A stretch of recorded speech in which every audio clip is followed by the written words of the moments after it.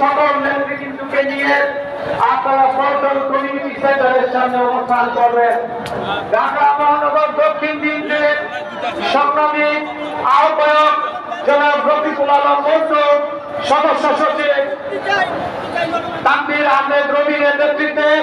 ঢাকা মহানগর দক্ষিণ বিএনপির সকল পর্যায়ের নেতৃবৃন্দ আপনারা ফকিরাপুর থেকে আরামবাগ মোড় পর্যন্ত, ফকিরাপুর মোড় থেকে আরামবাগ পর্যন্ত